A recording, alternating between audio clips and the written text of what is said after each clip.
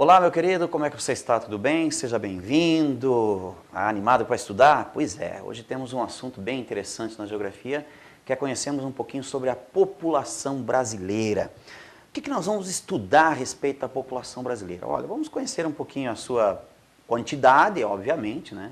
Apesar que é um pouco relativo, hoje em prova normalmente se pede a quantidade da população, conhecer um pouco como ela está distribuída, alguns conceitos, enfim, crescimento da população, algo bem importante que nós vamos tratar aqui.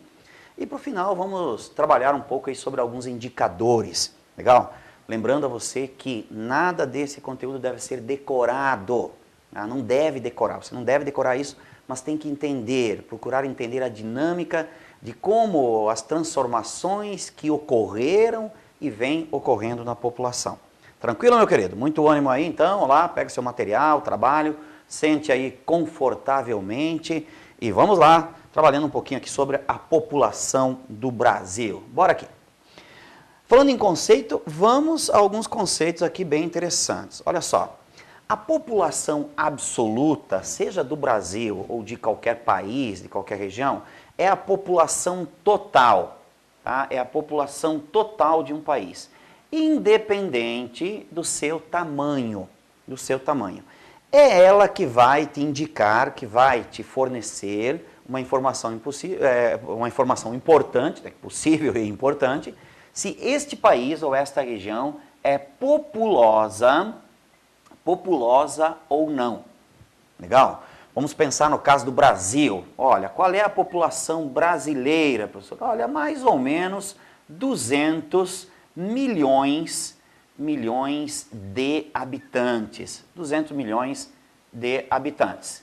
Logo, considerando 200 milhões de habitantes, o Brasil é populoso ou não? O Brasil é populoso. Tá? Então, nisso nós vamos ter o quê? Brasil, um país populoso. Sim, tá? O Brasil é populoso. Por quê? Porque nós temos 200 milhões de habitantes. 200 milhões de habitantes, na verdade, na população brasileira, corresponde à quinta população mundial. Olha uma coisa interessante que é assim, ó, é mera coincidência o Brasil ser a quinta população e a quinta extensão territorial. Eu falo isso porque tem que tomar algum cuidado, porque às vezes, né, o estudante pensa assim, olha, vamos tentar pegar nessa linha, população e extensão territorial. Então, é mera coincidência. 200 milhões de habitantes, população absoluta, total, independente de como ela está distribuída.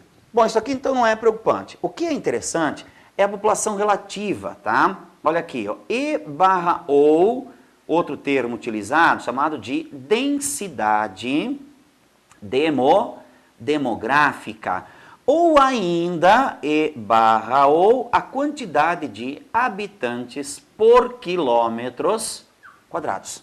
Tá? Isso aqui é algo bem importante. Como que se obtém essa densidade demográfica? Aí assim, não que você precise fazer cálculo, mas é necessário entender. Então vamos usar o termo, ó, DD, densidade demográfica, que é igual à população absoluta, tá? População absoluta, dividida pela extensão territorial. Tá? Então você pega no caso do Brasil, tá? No caso brasileiro, densidade demográfica no Brasil, que é igual 200 milhões dividido por 8,5 milhões de quilômetros quadrados, você vai ter aí uma densidade demográfica de mais ou menos 25 habitantes por quilômetros quadrados. Tá? Isso é o que, professor? É a densidade demográfica ou a população relativa que vai te trazer uma informação importante se este país é povoado ou não. Bom, nesse caso aqui, com 25 habitantes por quilômetro quadrado em média, tá? Mais ou menos, então aproximadamente. O Brasil é considerado povoado ou não? Não. Não, o Brasil é considerado populoso, tá? Nós vimos aqui, ó, que ele é populoso, mas ele não é povoado. Por quê? Porque uma região, um país, para que ele seja considerado povoado, é necessário que ele tenha, em média, acima de 80, 100 habitantes por quilômetros quadrados. Não existe, assim, um número determinante, né? Mas é interessante que fique mais ou menos nessa ideia. Bom, então conclusão, nem todo país populoso é povoado. Por quê, professor? Porque povoado faz referência à densidade demográfica. É como se nós pegássemos a população brasileira toda e distribuíssemos ela por cada quilômetro quadrado no Brasil. Nós teríamos uma média aí de 25 habitantes, o que não é considerado uma densidade demográfica alta. Tá? É lógico que essa população é distribuída de forma irregular, que nós já vamos ver isso. Tá? Então, atenção, anote ali, fique atento, cuidado com esses conceitos aí, né, sobre população absoluta e população relativa. Isso não só no Brasil, tá? Não só no Brasil, como em qualquer parte do mundo. Professor Lauderi, pedem para calcular isso aqui? Pedem, às vezes, tá? Já houve um quadro, uma tabela, agora é lógico, né? Você não há necessidade de decorar toda a população de todos os países do mundo. Eu tenho que saber a população absoluta de cada país e a extensão territorial? É claro que não. Hoje a geografia atual, a maneira de cobrar isso em questões de natalidade, eles te fornecem tanto a extensão territorial, bem como a população absoluta. E aí, normalmente, trabalho com a ideia, olha, o país indicado pela letra A, por exemplo, possui uma densidade maior, uma densidade demográfica maior do que o país indicado pela letra C. Então, você tem que trabalhar com essas possibilidades. Então, é importante saber a formulazinha, como se calcula isso. Belezinha? Tranquilo? Fácil, né? Nada complicado aqui, nada que vá preocupar, é mais conceitual mesmo. Posso apagar isso aqui? Muito bem, então vamos lá, vamos apagar e vamos adiante. A população brasileira, 200 milhões de habitantes, né? O Brasil é considerado a quinta população mundial. Como ela está distribuída? Então vejamos aqui, olha aqui.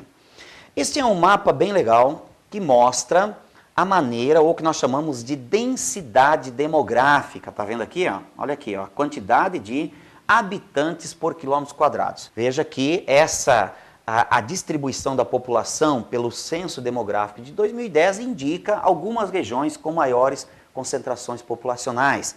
Tá? Veja aqui que a região litorânea. Eu gostaria de chamar a atenção para vocês, principalmente para esses dados aqui. Ó. Veja que há uma linha, né? Aqui Minas Gerais, enfim, há uma maior concentração que é a região praticamente litorânea no Brasil. Com exceção aqui da região sul, talvez que se interioriza um pouco, principalmente na porção oeste do estado do Paraná, Santa Catarina e parte aqui do oeste de São Paulo. Mas, recentemente, nós podemos perceber que há, né, algumas mudanças e vem ocorrendo uma interiorização do Brasil. O Brasil vem se interiorizando, né? Aqui nós temos, ó, no Amazonas, Manaus, aqui na região centro-oeste, Mato Grosso do Sul, Mato Grosso, Rondônia, uma parte do Acre que vem ocorrendo também. Agora, é interessante que você entenda o porquê, né, dessa distribuição, dessa maior concentração da população nessa região litorânea. É lógico que aí envolve fatores históricos, né? Os fatores determinantes para isso, nós poderíamos, ou fatores que são determinantes para essa concentração populacional, eles podem ser agrupados em fatores históricos. Trata-se do quê? Da maneira de como o Brasil teve a sua ocupação pelo litoral, primeiramente, tá? E, aliado a esses fatores históricos, nós também podemos citar aqui os fatores econômicos. Tá? Econômicos. O caráter da economia brasileira voltada normalmente para atender o mercado externo, um caráter de exportação, né? Portanto, a região litorânea, então, a maior concentração.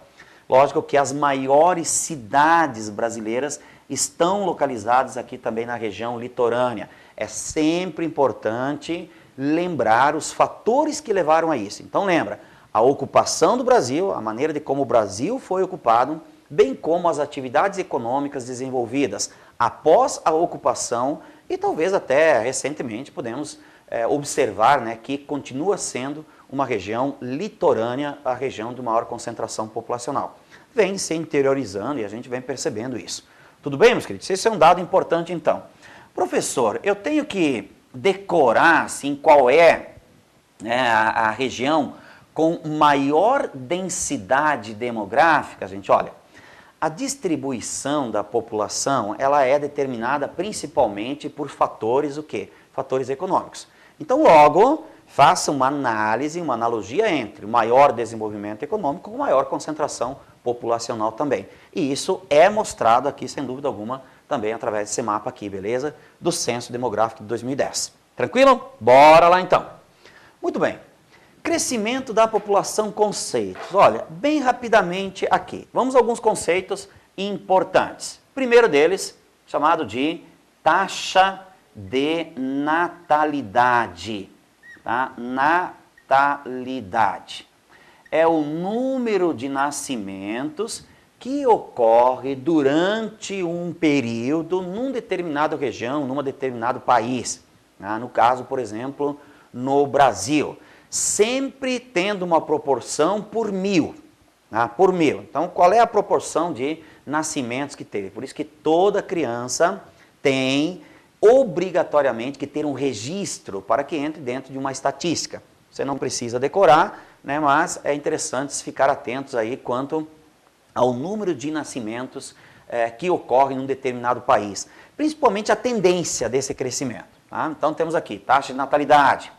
Cuidado para não confundir com taxa, tá, de fecundidade. Fecundidade. Isso é uma coisa muito fácil de confundir, natalidade com fecundidade. Vamos à diferença. Natalidade é o número de nascimentos, tá?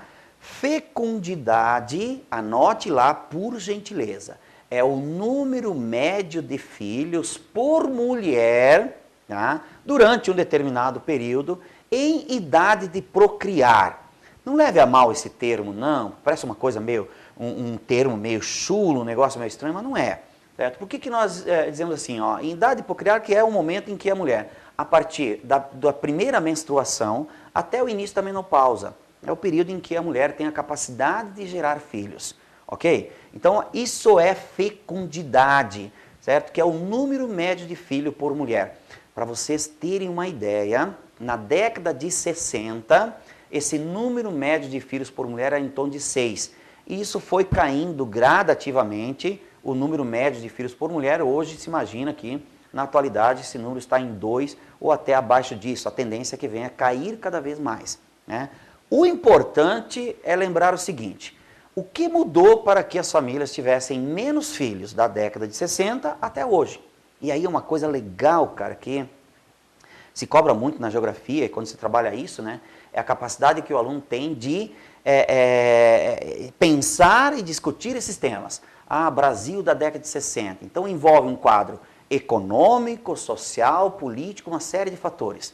Brasil na década de 60 é o início praticamente um processo de industrialização mais intenso do Brasil, de urbanização, então a migração da população do campo para a cidade, as dificuldades de criar os filhos, o acesso à informação, a maior participação das mulheres no mercado de trabalho, cara, um monte de coisa que contribuiu para que houvesse a redução da taxa de fecundidade, né? A taxa de fecundidade, legal? Número médio de filhos por mulher no período em que as mulheres, obviamente, são capazes de gerar filhos, que é o início da menstruação, a primeira menstruação, até exatamente aí o início da menopausa.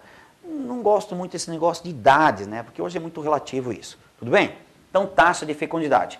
Não confunda também, ó, fica tudo parecido aqui, né? Com taxa de fertilidade. Fertilidade, tá? Fertilidade é a capacidade teórica da mulher ter filhos. Capacidade teórica da mulher ter filhos. Então, algo assim que não preocupe muito, tá?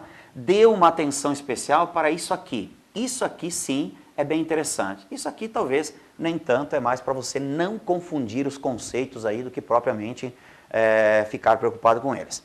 Outro conceito importante, gente, ó, taxa de mortalidade, certo?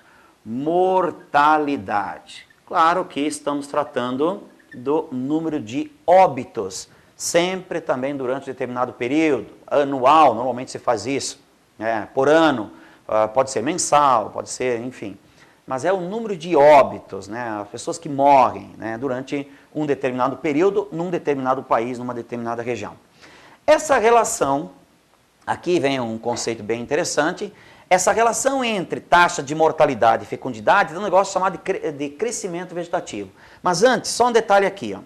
A taxa de mortalidade é vista como um todo, mas temos uma taxa aqui, chamada taxa de mortalidade vou abreviar aqui, chamada mortalidade infantil, tá? Que são crianças que vêm a óbito, que morrem antes de completar 1 ano de idade.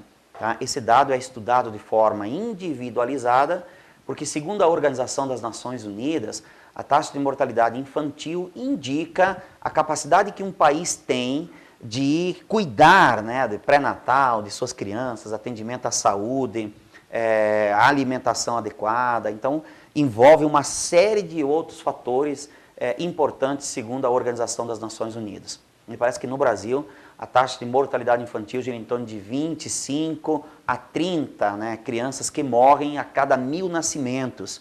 Para a Organização das Nações Unidas, um número ideal da taxa de mortalidade infantil gira em torno de 7 a 10. 7, segundo a ONU, é um número aceitável.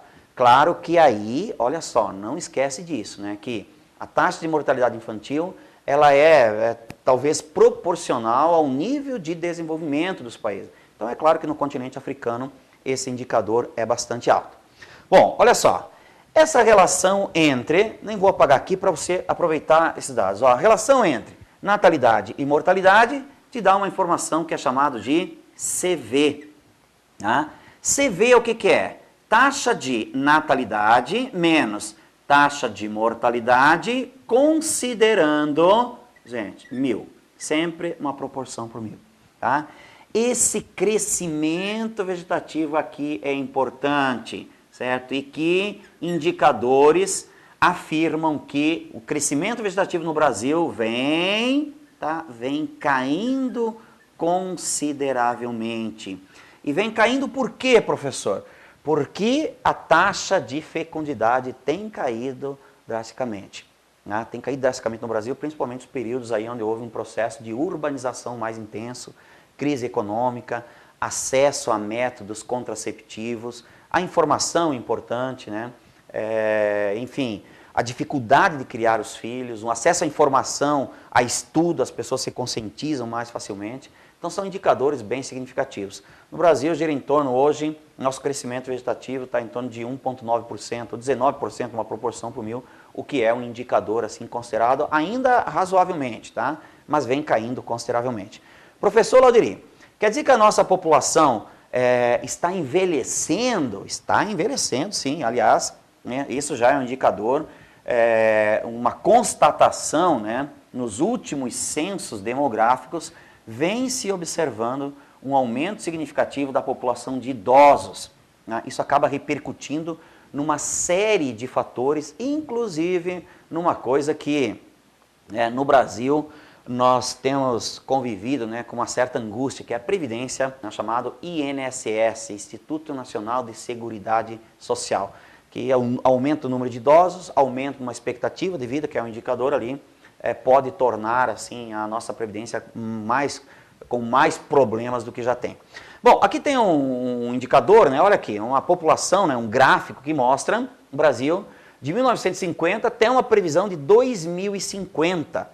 Então aqui você tem todos os dados, a linha de crescimento, a linha que promove, observem vocês que a partir de 2010, 2020, a perspectiva é que haja, nesse gráfico aqui, uma tendência de estabilização e talvez lá para 2050, como mostra o gráfico, a partir de 2040, então é uma linha em que a população começa a decair.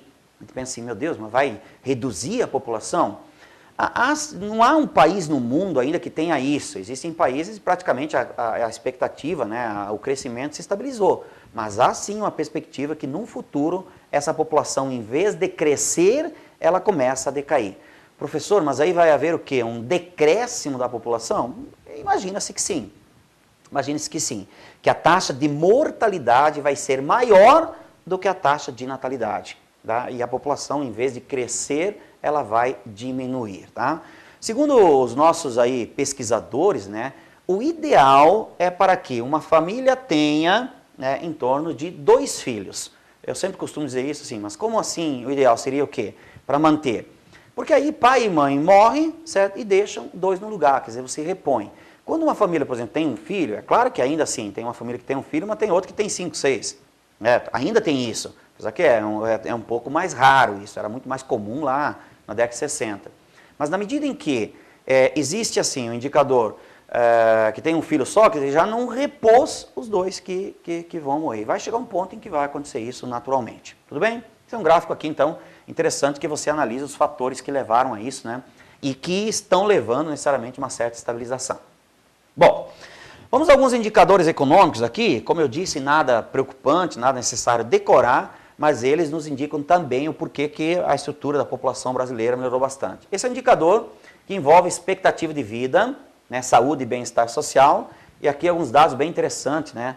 Eu sempre quando trabalho isso fico pensando assim, meu Deus, como é que era? Isso é média, tá? Expectativa de vida média, não vamos trabalhar aqui, lógico que tem gente que vivia bem mais, menos, mas uma média.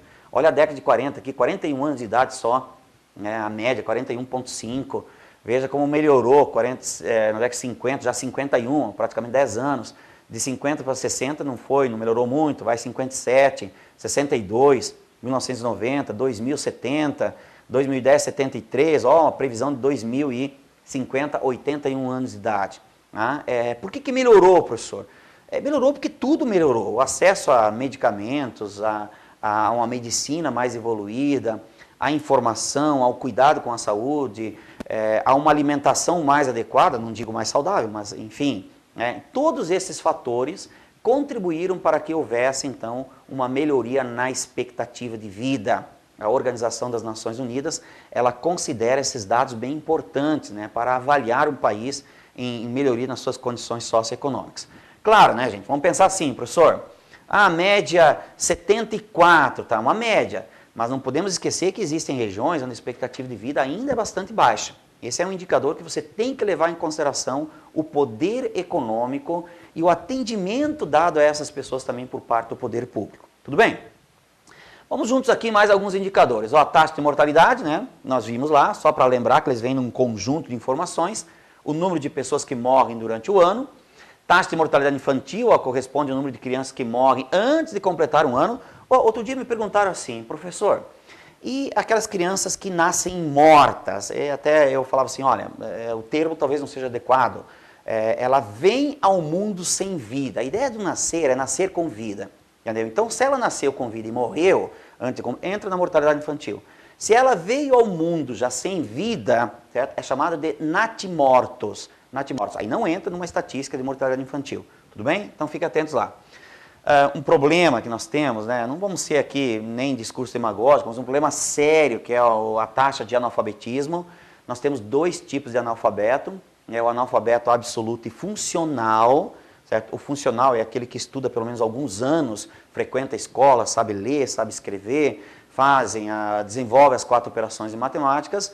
O absoluto é aquele cara que não estudava. No Brasil, na década de 30, década de 40, né? Lembro que algumas famílias, e talvez você encontre alguém na sua família assim, onde as pessoas a família era numerosa e o pai, para não priorizar esse ou aquele estudo para o filho, ninguém estudava. Né? Então a pessoa não aprendeu a escrever, aprendeu mal a pena desenhar um nome, né, e alguns nem isso conseguiram ainda fazer. Então, a taxa de analfabetismo. Hoje, um problema no Brasil, na atualidade, um problema no Brasil é o analfabeto chamado de funcional. É aquele que tem um curso, tem um estudo, mas não consegue melhorar as suas condições econômicas a partir daquele estudo. Né? Então, analfabetismo aqui é bem interessante. Renda Nacional Bruta, RNB, né, per capita, por pessoa, baseada na paridade do poder de compra dos habitantes. Esse é um indicador que você tem que ficar atento. Cuidado com ele. Tá? Por quê? Porque se as coisas aumentam, né, o custo de vida aumenta, energia, serviços de maneira geral, e o salário não aumenta, ele reduz o seu poder de compra. O poder de compra do trabalhador brasileiro é dado pelo que ele ganha e o que ele consegue comprar com aquele salário. Agora, se aumenta a energia, aumenta a água, aumenta o colégio das crianças, aumenta o telefone, aumenta uma série de coisas, ele vai ter que cortar alguma coisa e normalmente ele vai reduzir os seus gastos, normalmente nas coisas que compra para sustentar a família. Então, é o poder de compra do cidadão, tá?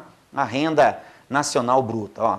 Saúde, refere-se à qualidade da saúde da população, não vamos nem falar muito aqui no Brasil, né? Mas enfim, hoje a tendência das pessoas é manterem planos de saúde, mas aqui ele faz referência a uma saúde propiciada, disponibilizada aos cidadãos através do poder público, né? Alimentação, a alimentação mínima que uma pessoa necessita, cerca de 2.500 calorias, e se essa alimentação é balanceada. Aqui um detalhe interessante que eu gosto sempre de falar.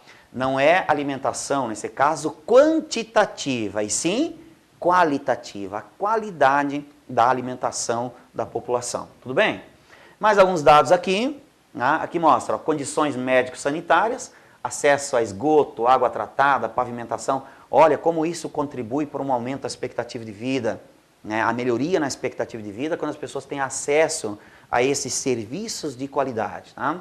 Qualidade de vida e acesso ao consumo, corresponde ao número de carros, de computadores, televisores, celulares, acesso à internet, entre outros, né, que as pessoas têm, e isso é medido, né, normalmente quando se faz um censo demográfico. Isso tudo vai girar um negócio que a Organização das Nações Unidas, que é o chamado Índice de Desenvolvimento Humano. Tá? O IDH é aquele indicador que vai de 0, tá? De 0 até 1, tá vendo aqui, nossa tabelinha. Tá? Então, quanto mais próximo a 1, melhor é o IDH. Olha, o IDH, resumidamente, ele avalia 3 coisas aqui. Bem interessante. Saúde, tá? Saúde que envolve a ideia da expectativa de vida. Tá? Educação, que é a taxa de analfabetismo, e renda, que é o que nós chamamos de renda per capita. Tá? O Brasil, gente, o Brasil tem melhorado o seu IDH, entendeu? Tem melhorado. Nosso IDH é acima de 0,800, o que é considerado um IDH alto. O problema, e isso é algo que nós temos que ficar atento e você não pode esquecer, é que, por exemplo, a saúde melhorou, tudo bem, mas melhorou para quem? Entendeu? Quem tem acesso à saúde? Certo? Educação do mesmo jeito. Ah, educação, todo mundo tem acesso a uma educação. Porque aqui, o problema nós temos que pensar assim, é uma educação qualitativa ou quantitativa? O que se quer em termos de educação? Para o IDH, se mede uma educação quantitativa e não qualitativa. E aí a gente tem que repensar um pouquinho essa temática envolvendo a educação e o que o governo, na verdade, quer com esse indicador. E a renda, certo? A renda é outro problema.